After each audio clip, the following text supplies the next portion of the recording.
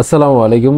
যারা বেকার, গৃহিণী অথবা তেমন ইনকাম নেই কিন্তু আপনারা ভুলবশত অথবা যে কোনো প্রয়োজনে আপনারা ই-টিন সার্টিফিকেট করে রাখছেন, আপনারা ই-টিন সার্টিফিকেট বাতিল করতে পারছেন না অথবা ই-টিন কিভাবে বাতিল করে সেটিও জানেন না।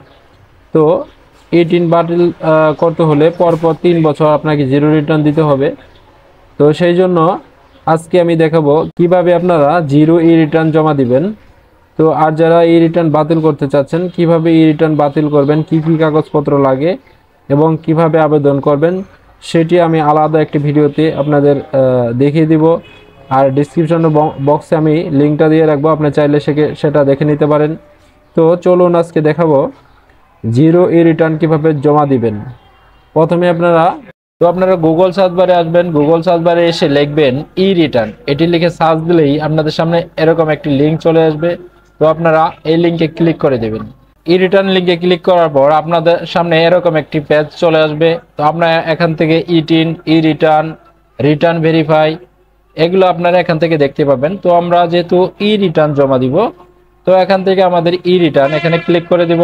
এখানে ই রিটার্ন অ্যাকাউন্ট যদি আমাদের থেকে থাকে, তো আমরা আই হ্যাভ অ্যান অ্যাকাউন্ট এখানে ক্লিক করে দিব। আর যদি ই রিটার্ন কোনো অ্যাকাউন্ট না থাকে, I don't have an account এখানে ক্লিক করে দিব। আপনার এনআইডি কার্ড দিয়ে যে নাম্বারটি রেজিস্ট্রেশন করা আছে সেই নাম্বারটা এখান থেকে ভেরিফাই করতে হবে। তো ভেরিফাই করার জন্য এখানে ওকেতে ক্লিক করে দিবেন। এরপর আপনার যে টিন নাম্বার আছে সেই টিন নাম্বারটা এখানে দিবেন এবং ওই এনআইডি দিয়ে যে সিমটি কিনা আছে এখানে এই সিম নাম্বারটা দিবেন। এরপর ক্যাপচা কোডটা এখান থেকে ফিল করে দিবেন। এরপর ভেরিফাই এখানে ক্লিক করে দেওয়ার পর আপনার ওই মোবাইল নাম্বারে একটি ওটিপি চলে যাবে। এরপর ওটিপিটা বসিয়ে দিবেন। এরপর এখান থেকে আপনার পাসওয়ার্ডটা সেট আপ করে নেবেন। এখান থেকে পাসওয়ার্ডটি সেট আপ করে নেওয়ার পর আপনার এরকম সাইনিং এখানে এরকম একটি অপশন পাবেন। তো আপনারা সাইনিং এ ক্লিক করে নেবেন। তো আপনার সাইনিং এ ক্লিক করার জন্য আপনার যে টিন নাম্বারটি আছে টিন নাম্বারটি দিয়ে দিবেন এবং যে পাসওয়ার্ডটি তৈরি করেছেন সেই পাসওয়ার্ডটি এখানে দিয়ে দিবেন এবং ক্যাপচা কোডটা এখানে দিয়ে দিবেন। ক্যাপচা কোডটা দেওয়ার পর এখানে সাইনিং এ ক্লিক করে দিবেন। এখানে লগইন করার পর এখান থেকে বাম পাশে দেখতে পাবেন হোম, এরপর নিচে দেখতে পাবেন সাবমিশন এবং রেগুলার রিটার্ন এবং সিঙ্গেল পেজ রিটার্ন। তো আমরা যেহেতু রিটার্ন করব, আমরা সিঙ্গেল পেজ রিটার্ন এটি দিব না। এরপর রেগুলার রিটার্ন এখানে ক্লিক করে দিব। এরপর এখান থেকে প্রথমে দেখতে পাবেন অ্যাসেসমেন্ট ইনফরমেশন। এখানে হচ্ছে রিটার্ন স্কিম, এটি সেলফ দেওয়া আছে, এটি সেলফি থাকবে। এরপর হচ্ছে অ্যাসেসমেন্ট ইয়ার, এখানে 2024-25 এটি থাকবে। এরপর ইনকাম ইয়ার যা আছে এটিও তাই থাকবে। এরপর in taxable income in the above mentioned income ইয়ার, এটিতে আমরা নো করে দিব, কারণ আমাদের তেমন কোনো ইনকাম নাই যে আমাদের এই ইনকামের উপর ট্যাক্স আছে। তো আমাদের 3,50,000 টাকার নিচে যদি হয় সেক্ষেত্রে আমাদের কোনো ইনকামের উপর ট্যাক্স নাই, সেক্ষেত্রে আমরা এটা নো করে দেব। এরপর any tax any income which is full এক্সাম্পটেড from tax.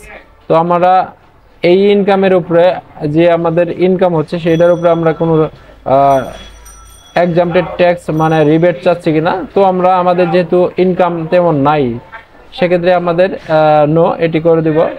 তারপরে রেসিডেন্ট স্ট্যাটাস, আমরা বাংলাদেশি না বাইরে সেটি এখান থেকে সিলেক্ট করে রেসিডেন্ট, আমরা বাংলাদেশে যেহেতু রেসিডেন্ট এটি ক্লিক করে দেব। এরপর হচ্ছে এখান থেকে আপনার হেড অফ ইনকাম এগুলো আপনি কিন্তু দেখতে পাবেন না। এই যেখানে আমরা any taxable income in the above mentioned income ইয়ার, এটিতে যদি ইয়েস করা থাকতো আপনি এখান থেকে ইনকামগুলো দেখাতে পারতেন। তো আমাদের যেহেতু অল্প ইনকাম বা এরকম কোনো ইনকাম নাই, সেক্ষেত্রে আপনার এগুলোর অপশন আর আসবে না, আর নিচের এই অপশনও আসবে না। তো এরপর এখান থেকে 7 কন্টিনিউতে ক্লিক করে দেব।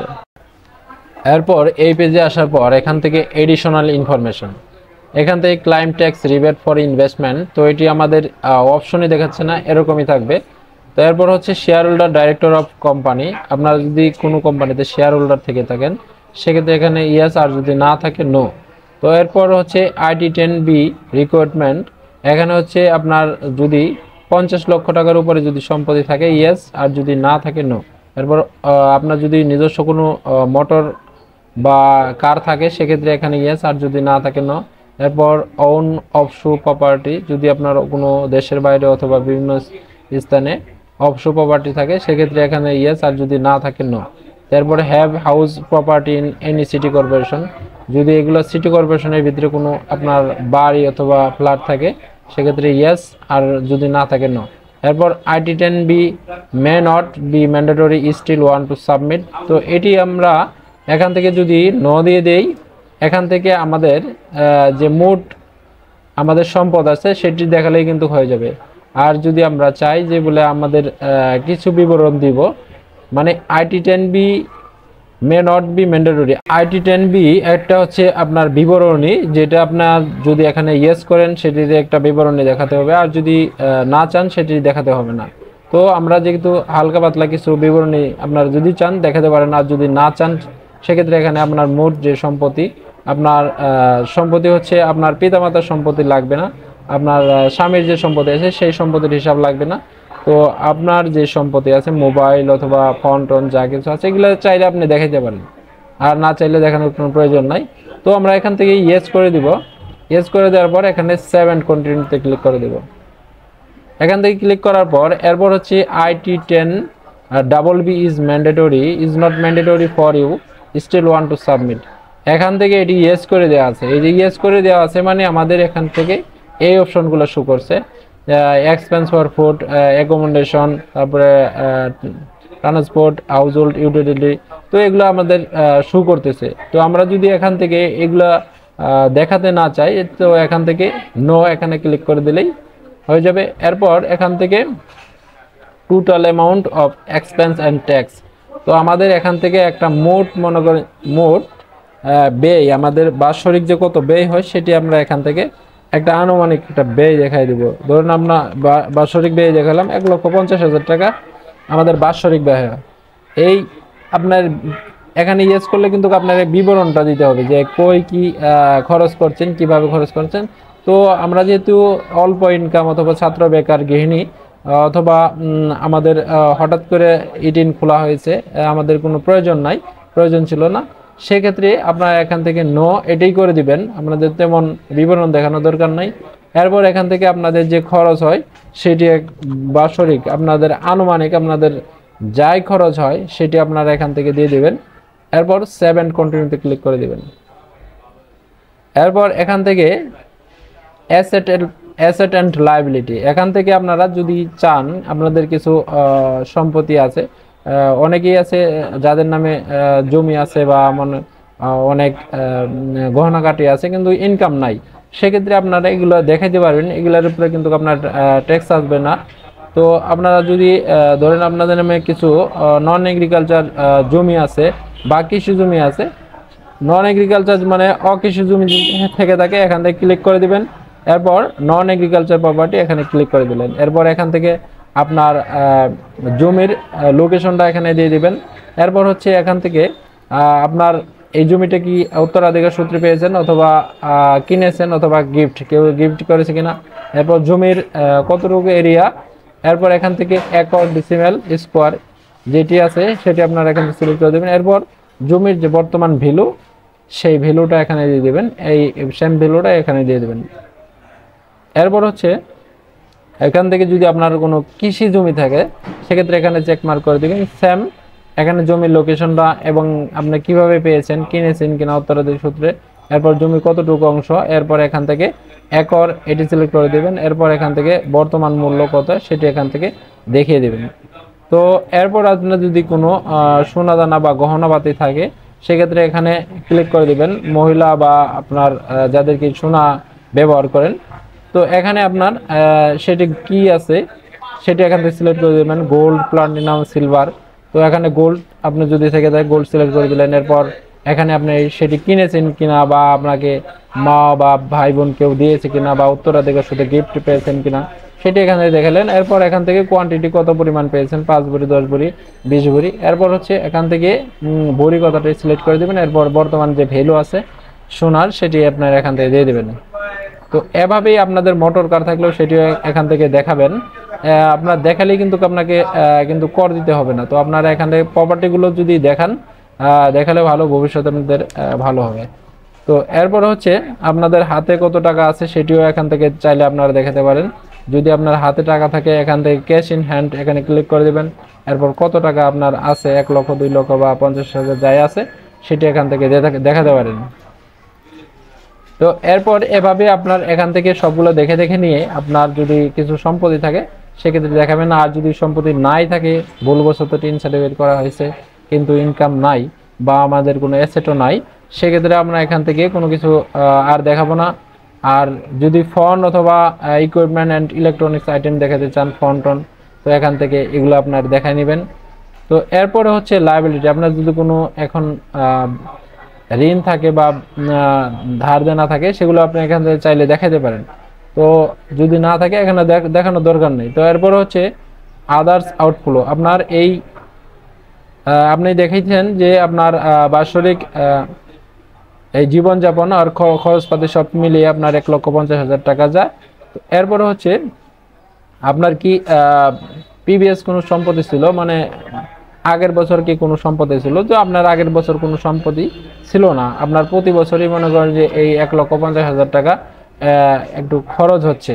তো 1,50,000 টাকা খরচ হচ্ছে, সেটি আপনারা কোথায় থেকে খরচ হচ্ছে সেটি দেখাইতে হবে। সোর্স অফ ফান্ড এখানে ক্লিক করতে হবে। সোর্স অফ ফান্ড এখানে ক্লিক করার পর তো আপনারা এখান থেকে আদার্স রিসিপশন এখানে ক্লিক করে দিবেন। এরপর আপনি এই ক্যাশ টাকাটা যে খরচ করতেছেন 1,50,000 টাকা আপনার জীবিকা নির্বাহের জন্য, সেটি আপনি ক্যাশ এখান থেকে ক্যাশ এটি লিখে দিলেন, ক্যাশ টাকা। তো ক্যাশ টাকাটা আপনি কোথায় পাচ্ছেন এখান থেকে লিখে দিলেন ফ্রম ফাদার। এরপর এখানে লিখে দিলেন ফ্রম ফাদার। এরপর অ্যামাউন্টটা আপনি কত টাকা খরচ করছেন এবছর সেটা এখান থেকে এখানে লিখে দিবেন যে আমি 1 লক্ষ টাকা আমার বাবার কাছ থেকে নিয়েছি বা আমার স্বামীর কাছ থেকে নিয়েছি, বা আমার যদি অন্য কোনো উপায় আপনার এই খরচটি সংগৃহীত হয়ে থাকে, যদি আপনি ধরেন টিউশন করে টাকাটা ইনকাম করে থাকেন, তো এখানে টিউশন এখানে লিখে দিবেন। এরপর এখান থেকে রেফারেন্স নাম্বার ফ্রম টিউশন এখান থেকে দিয়ে দিবেন। এরপর আপনার কত টাকা টিউশন ফি ইনকাম হয় বা আপনার এটার সাথে মিলে গেছে কিনা সেটি আপনি এখান থেকে দেখে দেবেন যে আমার 1,50,000 টাকা টিউশন ফি থেকে আসে আর আমার এটা পুরোটাই লাগে আমার জীবিকা নির্বাহের জন্য। তো আপনি এভাবে দেখিয়ে দিতে পারেন। দেখানোর পর এরপর এখান থেকে আপনার নিচে চলে আসবেন, এখানে দেখতে পাবেন ডিফারেন্স 0। আপনাকে কিন্তু এই ডিফারেন্সটা 0ই করতে হবে। তো 0 ছাড়া কিন্তু রিটার্ন জমা দেওয়া ঠিক হবে না। তো আপনারা এখান থেকে দেখতে পাচ্ছেন যে আমাদের এবছরের ব্যয় হচ্ছে 1,50,000 টাকা এবং আমাদের আয়ও হচ্ছে 1,50,000 টাকা। তো আমাদের জীবিকা নির্বাহের জন্য যে আয় ব্যয় আছে সেটা মিলে গেছে। তো এখান থেকে আমরা সেভ অ্যান্ড কন্টিনিউতে ক্লিক করে দেবেন। তো আমরা এইটুকু দেখলাম, এতটুকু পর্যন্ত আপনাদের কিন্তু ভয়ের কোনো কিছু নেই। এরপর এখান থেকে আপনার যে ট্যাক্স অ্যান্ড পেমেন্ট এই অপশনটা দেখতে পাবেন। এখান থেকে দেখবেন যে সব কিছু 0।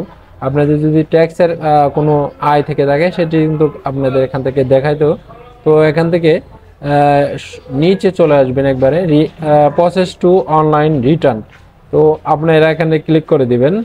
এখানে ক্লিক করে দেওয়ার পর রিটার্ন রিভিউ এটি চলে আসবে। তো আপনারা এটিতেও এখান থেকে সবকিছু দেখে নেবেন সবকিছু ঠিকঠাক আছে কিনা। এরপর এখান থেকে নিচে চলে আসবেন, এখান থেকে নিচে এসে এরপর সাবমিট রিটার্ন এখানে দিয়ে দিবেন। তো এখানে দিয়ে দিলে কিন্তু আপনার রিটার্নের কাজটা শেষ। তো এরপরে এখান থেকে do you return submit to return, তো আমরা ইয়েস করে দিব। তো দেখতে পাচ্ছেন যে আমার এখানে রিটার্নটি সাকসেসফুলি রিটার্ন হয়ে গেছে। তো আপনার এরকম রিটার্নটি দেওয়া কমপ্লিট হয়ে গেলে তো আপনি এখান থেকে অ্যাকনোলেজমেন্ট রিসিভ, আর ওই যে এখান থেকে আপনার ক্লিক করলে টিন সার্টিফিকেট, তারপরে হচ্ছে সার্টিফিকেট, এখান থেকে আপনার যে রিটার্ন সার্টিফিকেট, তারপরে অ্যাকনোলেজমেন্ট রিসিপ্ট, এগুলো আপনারা এখান থেকে ডাউনলোড করে আপনারা যে কাজে ব্যবহার করতে চান সেগুলো কাজে আপনারা ব্যবহার করতে পারবেন। তো এখানে আপনাদের আরেকটি সুবিধা হচ্ছে, আপনারা যদি এই অনলাইনে ট্যাক্স রিটার্ন করেন সেক্ষেত্রে আপনাদের এই ট্যাক্স রিটার্নের কাগজপাতি আপনাদের কোনো জায়গায় আর জমা দিতে হবে না। সম্মানিত ভিউয়ার্স, আপনাদের যদি ভিডিওটি ভালো লেগে থাকে অবশ্যই লাইক সাবস্ক্রাইব করে আমাকে উৎসাহ দিবেন যাতে নতুন নতুন ভিডিও আপনাদের সামনে নিয়ে আসতে পারি। তো ধন্যবাদ।